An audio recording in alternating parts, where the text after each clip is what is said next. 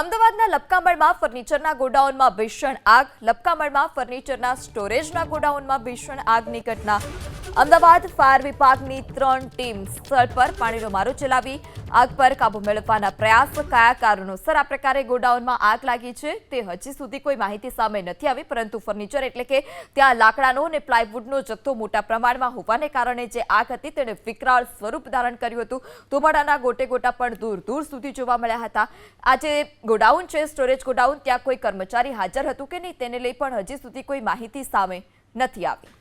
Ahmedabad fire વિભાગની 3 team સ્થળ પર પાણીનો મારો ચલાવી આગ પર કાબુ મેળવવાના પ્રયાસ. કયા કારણોસર આ પ્રકારે ગોડાઉનમાં આગ લાગી છે તે હજી સુધી કોઈ માહિતી સામે નથી આવી, પરંતુ ફર્નિચર એટલે કે ત્યાં લાકડાનો અને પ્લાયવુડનો જથ્થો મોટા પ્રમાણમાં હોવાને કારણે જે આગ હતી તેણે વિકરાળ સ્વરૂપ ધારણ કર્યું હતું. ધુમાડાના ગોટે ગોટા પણ દૂર દૂર સુધી જોવા મળ્યા હતા.